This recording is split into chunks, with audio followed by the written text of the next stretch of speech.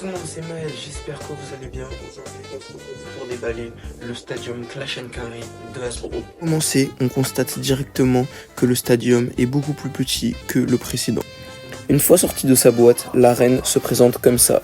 Pour la transformer en arène, il vous suffira de baisser les petits trucs rouges que vous voyez ici. Ils vous permettront d'ouvrir la mallette pour pouvoir débloquer cette arène. Et voilà, l'arène est dépliée.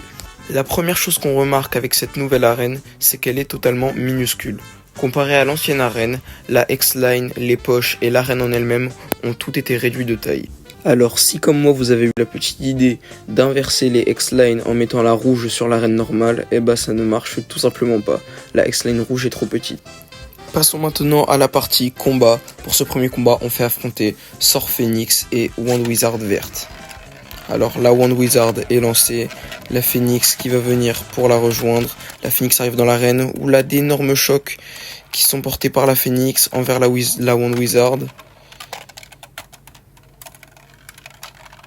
Et c'est un premier point pour la Wand Wizard. Les deuxième combat, Wand Wizard est lancé dans l'arène, Phoenix la rejoint.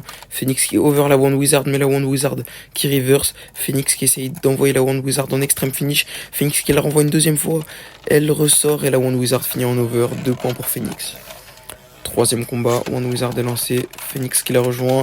Et c'est un burst finish, ce qui nous fera 4-1 pour la Sor Phoenix.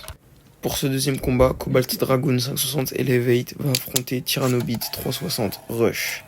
Ok, Tyrannobit qui est déjà tiré dans l'arène, Cobalt Dragoon qui la rejoint, Cobalt Dragoon qui se fait éjecter, et ça fait 3 points pour Tyrannobit.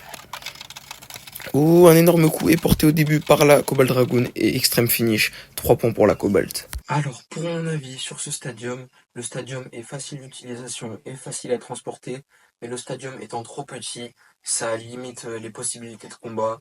Les combats seront souvent répétitifs, c'est-à-dire que la toupie va sortir, puis le fait que les poches soient trop petites, elle va revenir, puis ressortir, puis revenir, ce sera toujours la même chose.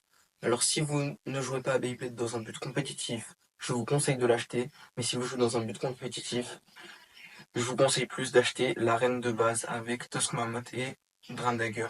Bref, j'espère que cette vidéo vous aura plu. Si c'est le cas, n'hésitez pas à laisser un pouce bleu, à commenter et à vous abonner. Et nous, on se dit à plus pour la prochaine vidéo. Ciao tout le monde!